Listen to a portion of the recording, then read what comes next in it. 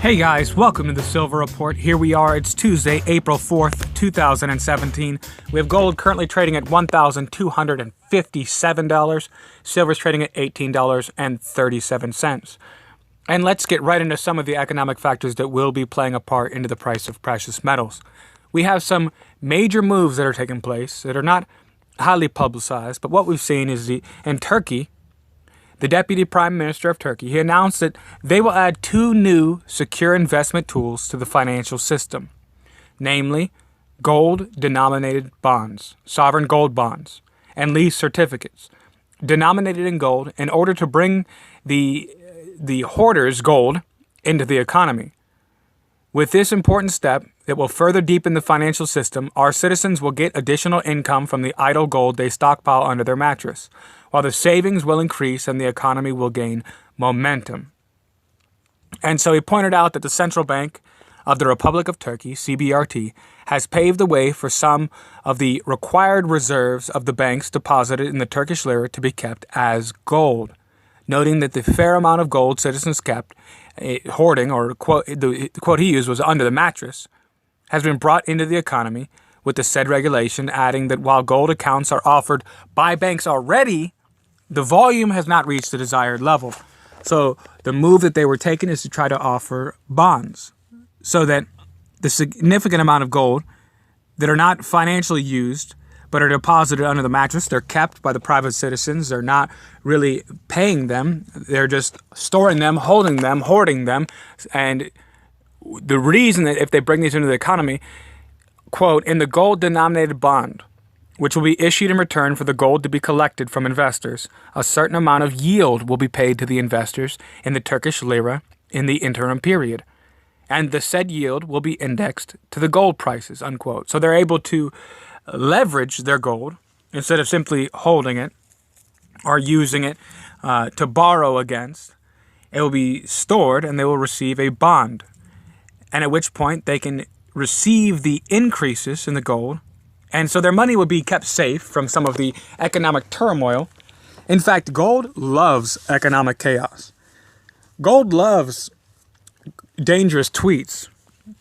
Gold loves whenever the economy does bad. It is the best form and safety net that there is possible. And also silver. Silver's right along with there. They are connected right at the hip. Whenever one moves, the other is short to follow. And they normally move in tangent one with another. And while a lot of people try to denote the fact that silver is no longer a monetary unit, and that's just not the case. That's just not the case. And besides that, it has an extra property in the fact that it's used for such industrial use. In fact, they just created new technology to be able to make a smartphone screen that is flexible, it is durable, scratch resistant, and it won't break. And it's made entirely out of silver. And this is the new breaking technology that they want to begin to use on all smartphones. So they just found a brand new use for silver, as well as the solar industry, which is roaring right now.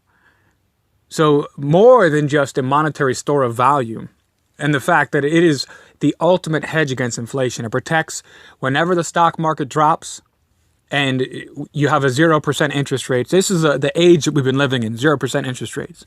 Your savings in your 401k have been producing nothing for you.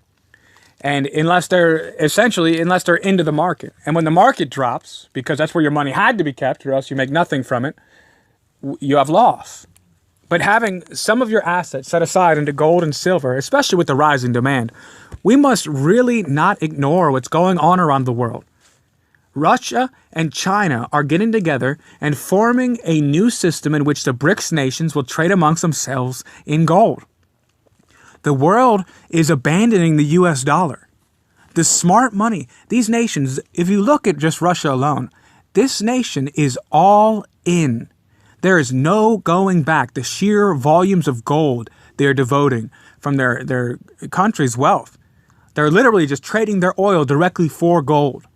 They have a vision in mind. And a lot of people are neglecting this because, you've grown up in this relative peace and safety, looking around and you have this vision of what the world is. And you don't really realize that now, before you know it, you're only drinking half cups of milk because it costs $5 a gallon.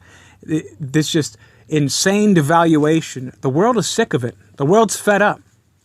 And there's really no safe place. This is very similar. What's happening in Turkey is very similar to what just took place in Utah. If you guys saw the Jeremy Corbyn interview, he was discussing that Utah was now going to be offering gold-denominated bonds. The ultimate store of value in which you can actually leverage your gold, use your gold. And these kinds of moves are to make gold more popular and more usable within the economy. So many countries are taking steps to be able to remonetize their gold. And we saw this in particular if you look at India as well. Whenever they fought this chaos, remember, India is also a part of the BRICS nations. We're seeing all around the world this move towards gold, towards silver, towards precious metals. We see this uprising in the states where the states are finally fighting back against this unconstitutional monetary system that we've been lured into, and we finally have senators to take a stand and to fight back and to try to bring gold and silver back into use within the United States. It is really the only hope, and you will see over time that as these other currencies, they fall, they collapse, the economies collapse. If you don't hold gold and silver, you're really in a bad position. I love how J.P. Morgan, the actual J.P. Morgan, he made a quote: "Gold is money. Everything else is debt. Gold is money." And so in these times, it seems like these countries are waking up and realizing it, while most of the people in the United States are being kept asleep. And you know why? A lot of the times because the Federal Reserve is a lot more powerful than you think. And they're not a private entity. Most of them are a part of a society that you are really unaware of. It is not just a bank, but there's a society, and they control the media. They control the flows of information.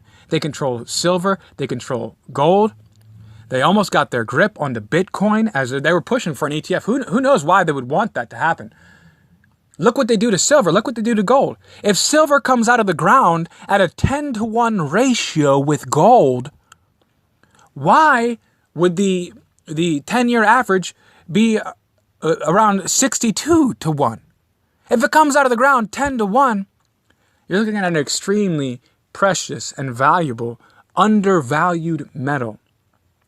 And when you look at the pumping of these markets filled with these paper shares of silver, just a sheer volume that they try to use to manipulate the price of gold and silver away from people purchasing it, you realize that there's not as much to go around as what they say, as what they imply.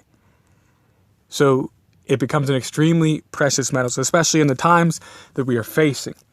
If you're left sitting without any way to be able to protect your investments or assets against this crisis that still continues on. I guess maybe you didn't see the headline. Staples, too, is looking like they're on the ropes, ready to close down. They're insolvent.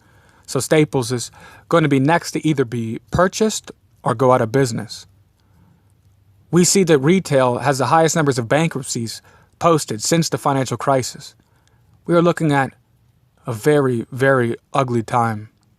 And soon there will be the haves and the have-nots, because gold is money. Everything else is debt. All right, thank you guys for joining me here on the Silver Report. If you like the content, be sure to subscribe, like the videos, share the videos, get the word out. I thank you so much for stopping by. As always, stay safe.